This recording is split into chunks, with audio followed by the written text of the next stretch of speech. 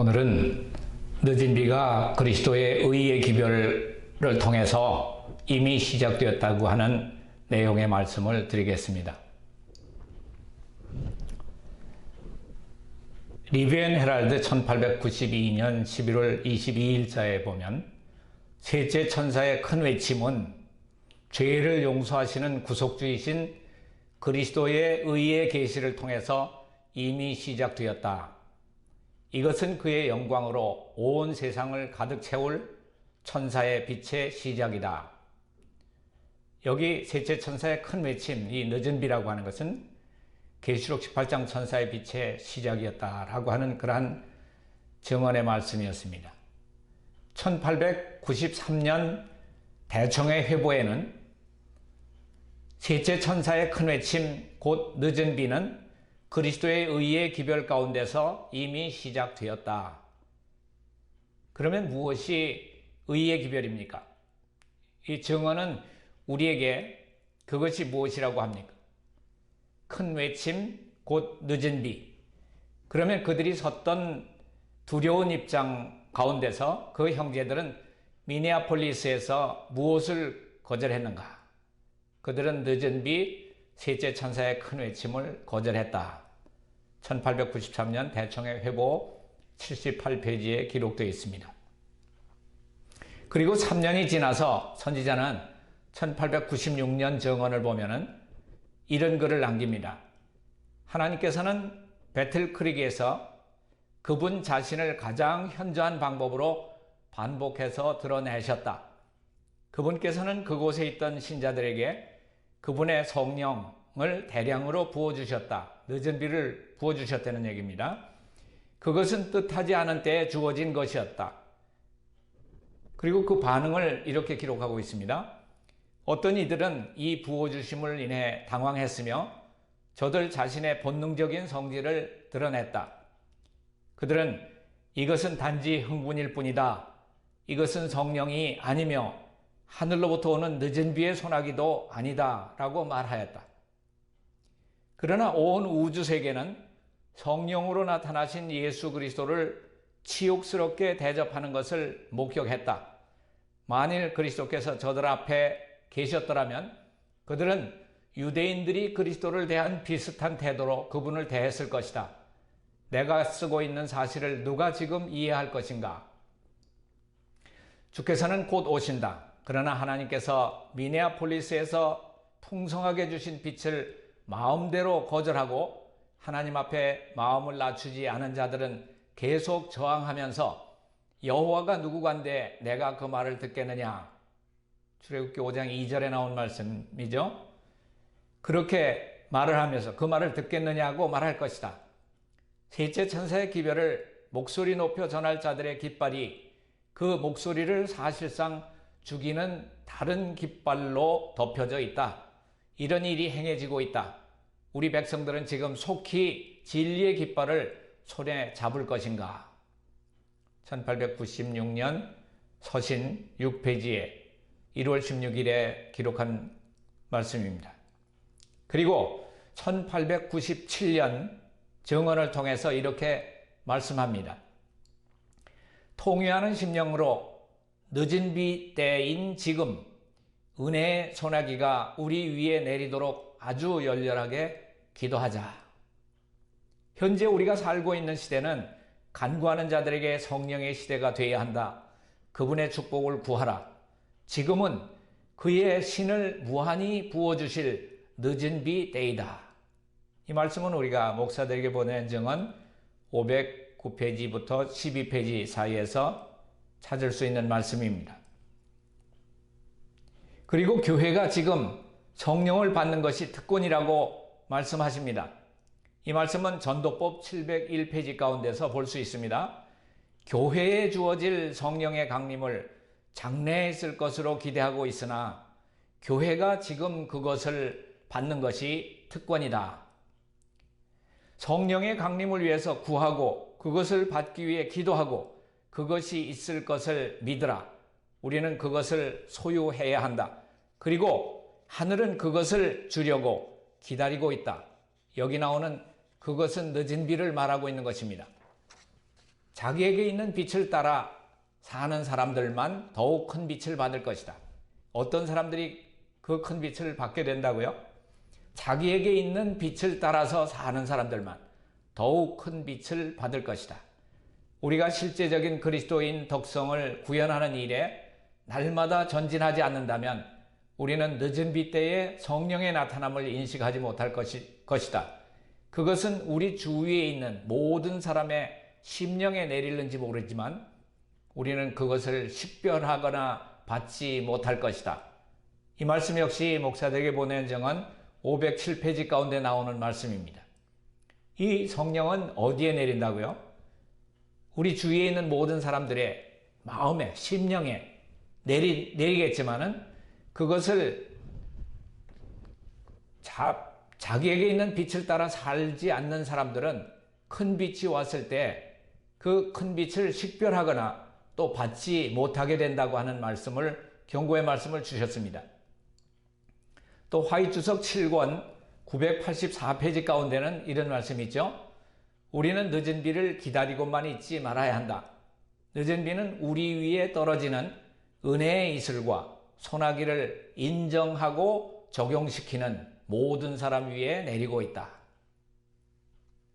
자, 인정하고 적용시켜야 한다고 하시면서 사도행적 50페이지 가운데는 이렇게 기록하고 있습니다. 약속의 성취가 기대한 만큼 나타나지 않는다면 마땅히 감사히 여겨야 할 만큼 그 약속을 감사히 여기지 않았기 때문이다. 원한다면 모든 사람이 다 성령의 충만함을 받을 것이다. 성령의 도움을 대수롭지 않게 생각하는 곳은 어디든지 영적 가뭄, 영적 암흑, 영적 타락과 영적 죽음이 나타나게 된다. 사소한 이 일에 마음을 뺏기면 교회의 성장과 번영에 필수적이고 또한 다른 모든 축복도 함께 가져다주는 하나님의 능력이 무한히 제공된다 해도 소용이 없게 된다. 이것이 우리가 능력을 받을 수 있는 방편임에도 불구하고 왜 우리는 성령의 선물을 열망하고 애타하지 않는가?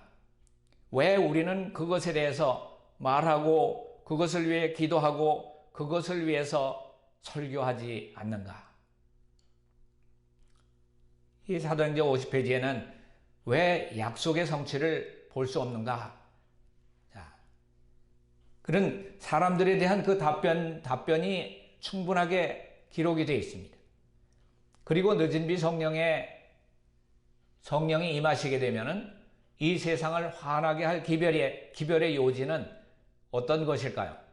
거기에 대해서 실물교훈은 이렇게 기록하고 있습니다. 실물교훈 415페이지, 416페이지 가운데 있는 말씀입니다. 이 세상을 덮고 있는 어두움은 하나님께 대한 오해의 어두움이다.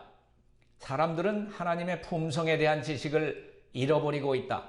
하나님의 품성은 잘못 이해되고 그릇 해석되고 있다. 이러한 때에 하나님께서 주신 기별이 전해져야 한다. 이 기별은 광범위한 감화력과 구원의 능력을 가지고 있다. 하나님의 품성이 널리 알려지게 해야 한다.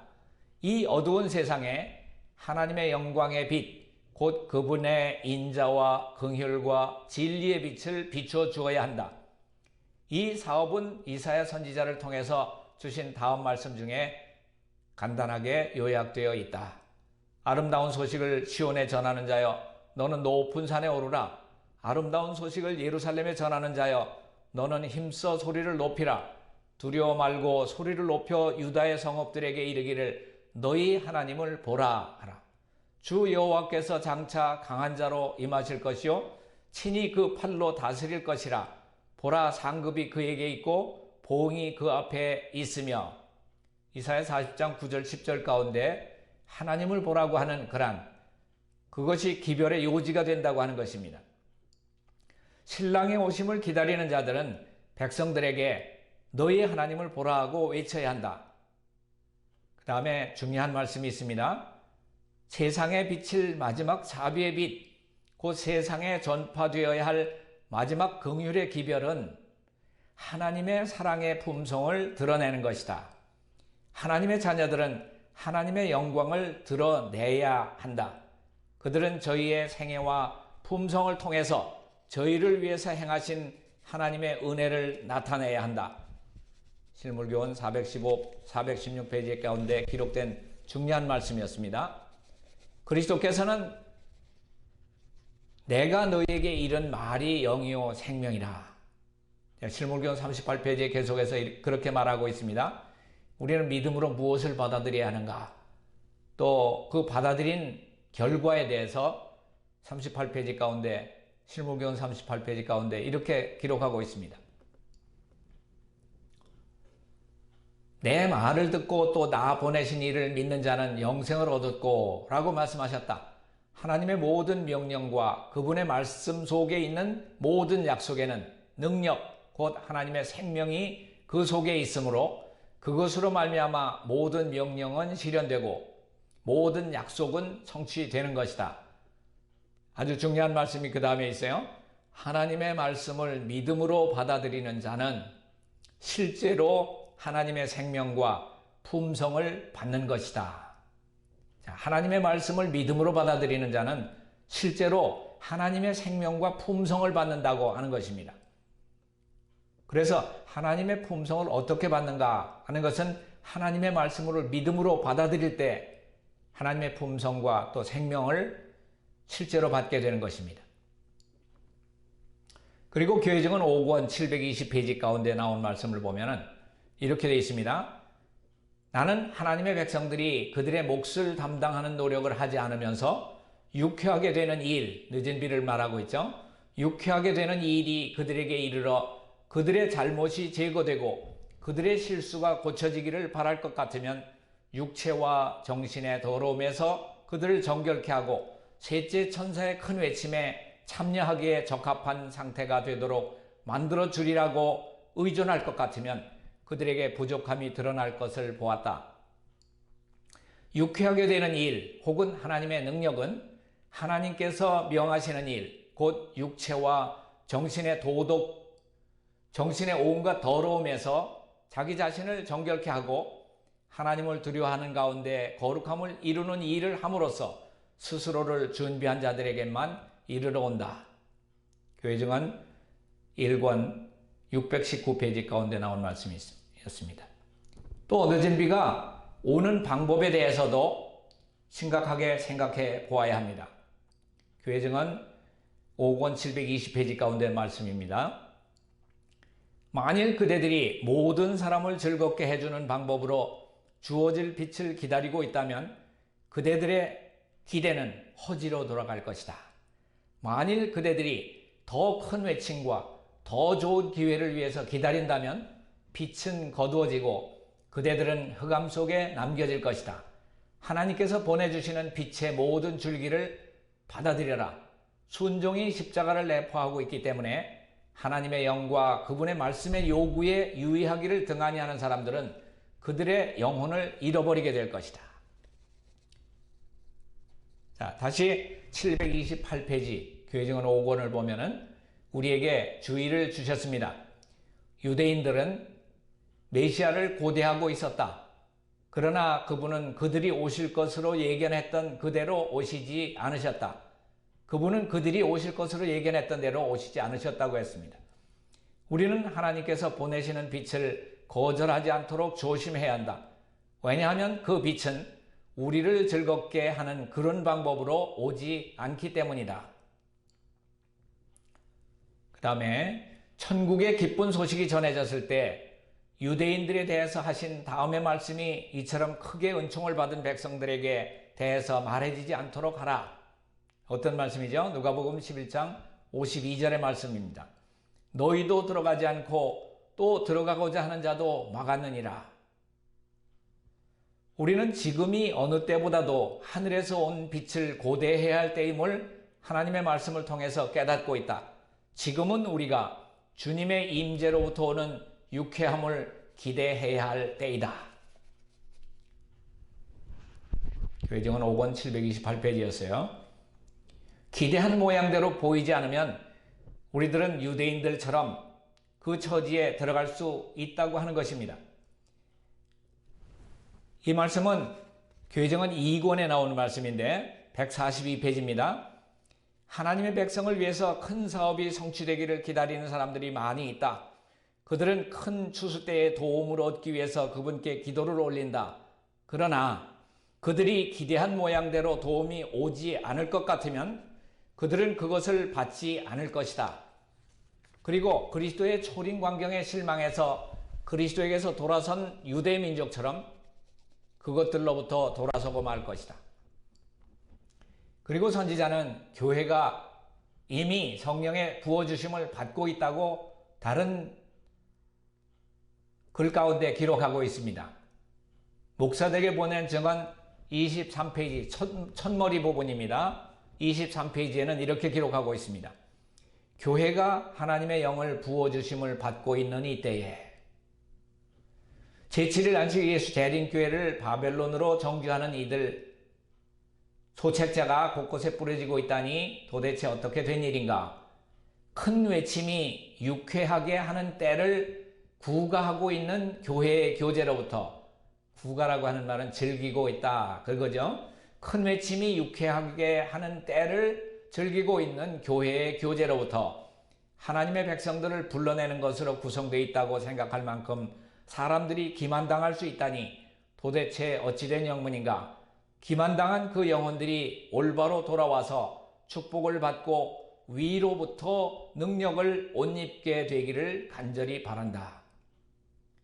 여기 나오는 말씀은 교회가 하나님의 영을 부어주심을 받고 있는 때라고 말하고 또 큰 외침이 유쾌하게 하는 때를 즐기고 있는 교회의 교제로부터라고 하는 말씀이 중간에 나오고 또 마지막 단에 보면은 위로부터 능력을 옷 입게 되기를 간절히 바라라고 하는 그런 말씀이 나오고 있습니다.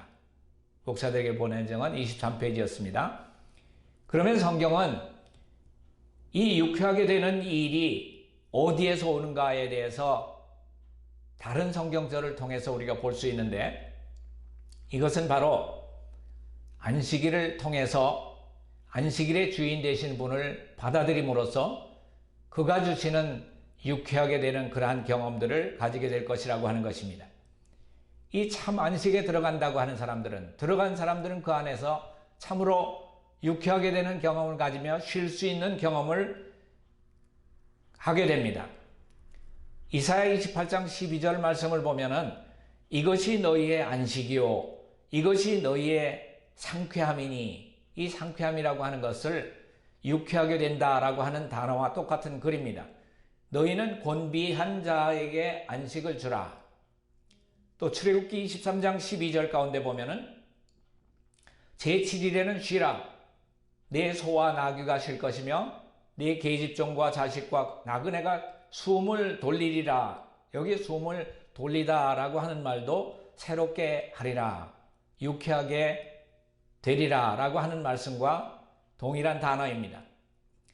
그리고 31장 출애굽기 31장 17절에도 안식일과 관련돼서 이는 나와 이스라엘 자손 사이에 영원한 표징이며 나 여호와가 여세 동안에 천지를 창조하고 제7일에 쉬어 평안하였음이라. 쉬어 평안하다라고 하는 말이 새롭게 하였습니다 라고 하는 말과 동일한 단어입니다. 인자는 안식일의 주인 되시고 그분의 임재로서 우리들은 새롭게 되는 유쾌하게 되는 것을 경험하게 되는 것입니다. 청년지도자 1902년 10월 23일자에 보면 우리가 예수님을 끊임없이 생각함으로 주님의 임재의 햇빛은 마음의 방에 홍수처럼 비추게 될 것이다. 우리가 예수님을 계속 바라봄으로 주님의 형상이 마음에 새겨지고 날마다의 생애에 나타나게 될 것이다. 이것이 방법입니다. 또 가려뽑은 기별 3권 164페이지 가운데 보면은 선지자가 어떤 설교를 마치고 나서 거기 이런 말을 했습니다. 많은 사람들이 새로움을 얻었지만은 전부가 아니라고 하는 그러한 내용입니다. 이것은 많은 사람에게 새롭게 되는 시간이었으나 유쾌하게 되는 시간이었으나 그 말입니다. 같은 단어예요. 어떤 이들에게는 그것이 임하지 않았다. 가려법은 기별 3권 164페이지 가운데서 찾아볼 수가 있습니다. 그리고 1888년 믿음으로 말미암는 의의 기별자 존스 목사는 이 완전한 그리스도인이 되는 길 16페이지 가운데 그런 기록을 했습니다. 늦은 비에 새롭게 하는 때에 대해서 모든 증거로 볼 때 지금은 우리가 새롭게 함을 받을 때 곧 늦은 비의 때임을 알 수 있다. 그러므로 분명한 것은 우리를 거스리는 모든 죄를 완전히 도말받아야 할 때에 살고 있다는 것이다. 죄를 완전히 도말하는 것이 바로 성소를 정결케 하는 일이다. 다시 말하면 우리의 생애에서 모든 허물을 마치는 것이며 우리의 품성에서 모든 죄를 끝나게 하는 것이며 예수 그리스도를 믿는 믿음으로 하나님의 의를 받아 우리 안에 영원토록 있도록 하는 것이다. 이 죄의 도말이 늦은 비에 새롭게 하심을 받는 것에 앞서 있어야 한다. 그러므로 전과는 달리 지금은 우리가 회개하고 돌이켜서 죄의 도말함을 받고 우리의 생애에서 죄가 완전히 그리고 영원히 끝나게 해서 영원한 의가 드러나도록 해야 한다. 이렇게 되면 늦은 비에 새롭게 하는 이때에 우리가 성령의 충만함의 부음을 받게 될 것이다. 자, 이 모든 일이 완전히 이루어져야 천국 복음에 추수하는 기별이 하늘에서 내려오는 큰 권세로 온 세상에 전파되어서 땅이 그 영광으로 환해지게 될 것이다. 이 새롭게 하는 때라고 하는 그러한 제목으로서 완전한 그리스도인이 되게 되는 길 16페이지 가운데 있는 글을 소개해드렸습니다. 자, 셋째 천사의 큰 해침이 이미 시작됐다라고 하는 것. 이것은 단지 지난날의 우리 역사의 어느 시점에 주어진 불투명한 일시적인 축복의 문구가 아닙니다. 이것은 1851년에 이래 재림신도 선구자들에 의해서 마음에 간직된 밝은 종말론적인 약속들, 그 어느 시점에 1888년 그리스도의 의의 계시를 통해서 성취되었던 것이고 적어도 그것이 시작이라고 하는 그러한 말을 선지자를 통해서 기록을 하셨습니다. 물론 이것이 진행 과정에서 절정의 때가 온다고 하는 것은 사실이지만은 이미 시작됐다고 하는 것을 우리가 알 때 우리에게 주어진 이 늦은 비의 빛을 받은 빛을 충실히 이행할 때에 날마다 그대로 살 때에 더 큰 빛을 식별하게 되고 우리도 그 마지막 천사의 사명에 그 운동에 동참하게 될 수 있다고 하는 것입니다. 그리스도의 의의 계시는 1888년 기별에 대한 분명한 언급인데 그때 우리 역사의 그 좌절케 하는 노정을 따라서 4년이 흘렀을 만큼 선지자는 숙관 후에 그 기별을 그 당시 최종 성령의 부으심의 시작이라고 그 기별에 명칭을 붙일 준비가 되어 있었고 그것이 계시록 18장의 넷째 천사의 영광으로 지구를 환하게 하도록 인도할 것이라고 하는 것이었습니다. 그러나 이 선지자의 놀라운 발언이 있었던 1892년 이래 시간은 참으로 많이 흘렀습니다. 1892년 진술이 있은 지 4년 후에 엘렌 화이트는 무엇이 일어났는지 솔직하게 정확히 지적했습니다.